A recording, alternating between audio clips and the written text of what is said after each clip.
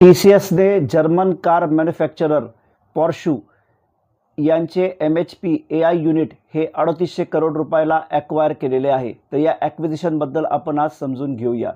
तर पोर्शे काय, luxury car maker ज्यांची ॲव्हरेज कारी जवळपास 2 करोड रुपयाची असते.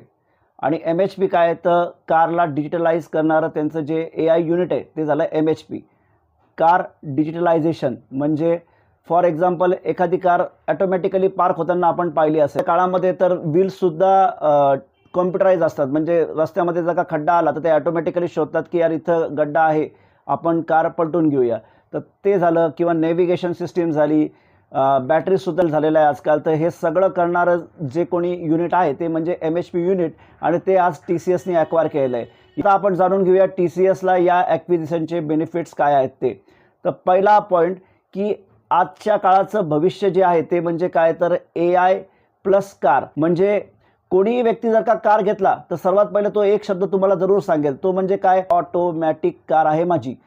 म्हणजे काय, तर कार डिजिटलाइज. आणि हे भविष्य आहे. तर यामुळे TCSने सर्वात पहिले कारला ऑटोमॅटिक कसं करायचं, डिजिटलाइज कसं करायचं यासाठी पोर्शेला ॲक्वायर केलं आहे. 2 नंबरचा पॉईंट असा की चीप. सध्या डोनाल्ड ट्रम्पही युरोप पहिलेच परेशान आहे, त्यामध्ये मोठ्या लक्झरियस कंपन्या आणखीन परेशान आहेत. त्यामुळे ही जी डील भेटली ही फक्त 3800 करोड रुपयाला भेटलेली आहे. आणि जवळपास तिच्यामध्ये 5 वर्षासाठी 16,000 रेव्हेन्यूचं टार्गेट दिलेलं आहे. तर आता आपण जर का पकडलं 16,000 रेव्हेन्यूला 20% जरी केलं आपण, तर 3500 म्हणजे 5 वर्षामध्ये ही डील एंटायरली फ्री होईल असं TCSला वाटतं. हा झाला दुसरा बेनिफिट म्हणजे चीप व्हॅल्युएशन. पॉईंट नंबर 4 काय, तर TCS आजपर्यंत ट्रॅडिशनल सर्व्हिसेस म्हणून ओळखली जात होती. आता AIचं जग आलं आहे आणि AIमध्ये मॅन्युफॅक्चरिंग मॅटर करते.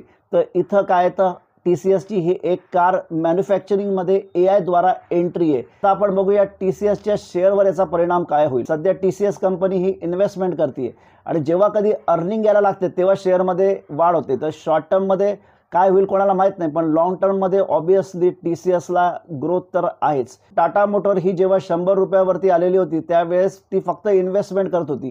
का, कारण ट्रॅडिशनल कारनाही EVच्या कार चालतील असं सगळं जग म्हणत होतं. आणि मग EVची कार बनवणार कोण होतं, रस्त्यावरचा पानवाला.